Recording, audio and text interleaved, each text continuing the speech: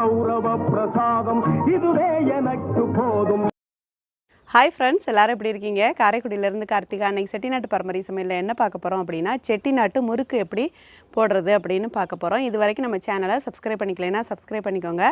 Video friend and ரிலேட்டிவ்க்கு share பண்ணுங்கள். அதிரசம், முறுக்கு நான் ஏற்கனவே சொன்ன மாதிரி செட்டிநாட்டில் ரொம்பவே ஃபேமஸ்ஸு. முறுக்கு பார்த்திங்கன்னா நம்ம அந்த உளுந்து அரிசி எல்லாம் வறுத்துட்டு அரைக்கும்போது ரொம்பவே வாசமாக இருக்கும். அதை டால்ட்டா போட்டு நம்ம செய்யும்போது ஒரு சிலர் தேங்காய் பால் ஊற்றியும் செய்வாங்க. நான் இப்போது டால்ட்டா வச்சு தான் செஞ்சுருக்கேன். ரொம்ப ஒரு டேஸ்டான மெத்தட் இது. வாங்க இப்போ முறுக்கு எப்படி செய்கிறது அப்படின்னு போய் பார்ப்போம். முறுக்கு செய்கிறதுக்காக 2 காப்படி பச்சரிசி, அதாவது இது வந்து டிஃபன் அரிசின்னு சொல்லுவோம் இல்லையா, சிஆர் அரிசி, அந்த பச்சரிசி 2 காப்படி எடுத்திருக்கேன். அது 1 கிலோ அளவுக்கு எடுத்திருக்கேன். 2 காப்படி, அதாவது 1 கிலோ பச்சரிசிக்கு 1/2 கிலோ அளவுக்கு புழுங்கரிசி எடுத்திருக்கேன். அதுவும் சிஆர் அரிசி தான் எடுத்திருக்கேன். இதுக்கு பார்த்திங்கன்னா 1/2 கிலோ அளவுக்கு உருட்டு உளுந்து எடுத்திருக்கேன். இப்போ இதை என்ன பண்ணணும் அப்படின்னா, இது ரெண்டையுமே நம்ம வறுத்து எடுக்க போகிறோம். உளுந்தும் வறுத்து எடுக்கணும், அரிசி புழுங்கரிசியும் வறுத்து எடுக்க போகிறோம். வாங்க இப்போ எப்படி வறுக்கிறதுன்னு பார்ப்போம். இப்போது ஒரு பாத்திரத்தில் உளுந்தை நம்ம முதல்ல வறுத்து எடுத்துடலாம். எப்போவுமே 2 பங்கு பச்சரிசி அப்படின்னா 1 பங்கு புழுங்கரிசியும் 1 பங்கு உளுந்தும் சேர்த்துக்கணும். அது நீங்கள் எதில் அளவு எடுத்துக்கிட்டாலும் சரி. உளுந்து வந்து ஓரளவுக்கு செவக்கணும், அதாவது ரொம்பவும் செவந்துடக்கூடாது, ரொம்பவும் ஒயிட்டாக இருக்கக்கூடாது. ஓரளவுக்கு அந்த வாசம் நமக்கு வறுத்த உடனே வரும் இல்லையா, அந்த வாசம் வர்ற அளவு நம்ம உளுந்தை வறுத்துக்கலாம். பாருங்கள், உளுந்து வந்து ரொம்ப செவக்கவும் இல்லை, ரொம்பவும் வெள்ளையாக இல்லை, ஓரளவு நல்லா வறுபட்டுட்டு நமக்கு வாசம் வந்துருச்சு. இப்போ வந்து நம்ம இதை அப்படியே ஒரு பிளேட்டில் மாற்றி ஆற வச்சிடலாம். அதுக்கப்புறம் நம்ம புழுங்கரிசியை வறுத்துக்குவோம். இந்த மாதிரி நம்ம வறுத்துட்டு செய்யும்போது பார்த்திங்கன்னா முறுக்கு வந்து நல்ல வாசமாக இருக்கும். ரொம்பவும் செவக்காமல் ஓரளவு வெள்ளை முறுக்காக நமக்கு அப்படியே கிடைக்கும். இப்போ நம்ம இதை அப்படியே மாற்றிக்கலாம். இப்போது அதே பாத்திரத்தில் புழுங்கரிசியை நம்ம வறுத்து எடுத்துருவோம். நல்ல ஒரு டேஸ்ட்டில் இருக்கும். இந்த மாதிரி நம்ம வறுத்துட்டு செய்யும்போது நல்ல ஒரு டேஸ்ட்டில் இருக்கும். அரிசியும் வந்து ஓரளவு நமக்கு பொரியணும். பொரிஞ்சிருச்சு அப்படின்னா ரொம்பவே சூப்பராக இருக்கும் சாப்பிட்றதுக்கு. அதிரசம், முறுக்கு இதுக்கெல்லாம் பார்த்திங்கன்னா அரிசி வந்து சிஆர் அரிசியே பச்சரிசி புழுங்கரிசிலாம் நம்ம சேர்த்துக்கிட்டோம் அப்படின்னா ரொம்பவே நல்லாயிருக்கும். சாப்பாட்டு அரிசி சேர்க்குறத விட இதில் கணிசம் கொஞ்சம் நல்லா கிடைக்கும் நமக்கு. அதனால் சிஆர் அரிசியே எடுத்துக்கோங்க.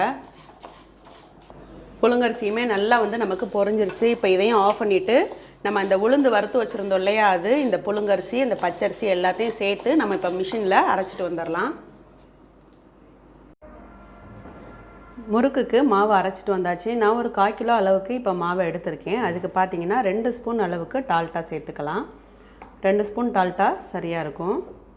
மாவுக்கு தேவையான அளவு உப்பு சேர்த்துக்கலாம். உப்பு எப்போவுமே 10 பத்தாமல் சேர்த்துக்கோங்க. இப்போது டால்ட்டா உப்பு எல்லாத்தையும் சேர்த்து ஒரு முறை நல்லா பிசைஞ்சு விட்டுட்டு அதுக்கப்புறம் நம்ம தண்ணி சேர்த்துக்கலாம். தண்ணி பார்த்திங்கன்னா மொத்தமாக ஊற்றிடாமல் லேஸாக தெளிச்சுக்கிட்டு பிசைஞ்சுக்கோங்க. அது வந்து பார்த்திங்கன்னா ஒரு வெண்ணெய் மாதிரி ஒரு மெத்தடில் வரும். நம்ம இந்த டால்ட்டா போட்டிருக்கிறது இந்த மாவில் பிணையும் போது பார்த்திங்கன்னா வெண்ணெய் மாதிரி நமக்கு அப்படி மாவு வரும். அந்த பதம் வரணும். பாருங்கள், மாவு வந்து நல்லா சாஃப்டாக நல்லா பிசைஞ்சாச்சு. அந்த டால்ட்டா போட்டு பிசைஞ்சது ரொம்பவே வாசமாக இருக்குது. இப்போ நம்ம இதை வந்து முறுக்கு கட்டையில் வச்சுட்டு நம்ம அழுத்தி விட்டு எடுக்க போகிறோம். பாருங்கள், நான் வந்து கட்டையில் இப்போ வச்சாச்சு. இந்த மாதிரி ஒரு அரிக்கரண்டி எடுத்துக்கிட்டு அதில் லேசாக அப்படியே புழிஞ்சு விடணும். எப்போவுமே அரிக்கரண்டியில் புழிஞ்சு எடுத்தால் நம்ம எண்ணெயில் விடணும். பாருங்கள், இந்த மாதிரி நான் அரிக்கரண்டியில் பின் பக்கத்தில் புழிஞ்சிருக்கேன். எண்ணெயில் அப்படியே கொண்டு போய் நம்ம வச்சிட வேண்டியதான். எண்ணெய் காஞ்சிட்ருக்கு. பாருங்கள், எண்ணெய் சூடானோன்னா இந்த அரிக்கரண்டியில் இருக்கிறத பின் பக்கத்தை அப்படி மெதுவாக வச்சு விட்டுட்டோம் அப்படின்னா அழகாக அது பாட்டுக்கு வெந்துடும். ரொம்பவும் சுவக்க விடணும்னு அவசியம் இல்லை. ஒவ்வொரு முறுக்காக புழிஞ்சு சேர்த்துக்கலாம். பாருங்கள், நான் இப்போ முறுக்கு ரொம்ப ஈஸியாக புழிஞ்சு விட்ருக்கேன். ரொம்ப சிம்பிளான மெத்தடு. பாருங்கள், செவக்காது முறுக்கு வந்து நமக்கு செவக்காது, ஆனால் நல்ல வாசமாக இருக்கும். ஏன்னா நம்ம டால்ட்டா போட்டிருக்குது, அந்த பருப்பெல்லாம் வந்து வறுத்துட்டு நம்ம போட்டிருக்கோம் இல்லையா, அது வந்து ரொம்பவே வாசமாக இருக்கும். இது செவக்காமல் நல்ல ஒரு வெள்ளை கலரில் நல்ல வாசத்தோடையும் நமக்கு இருக்கும். அவ்வளோதாங்க, முறுக்கு வந்து சூப்பராக ரெடி ஆயிடுச்சு.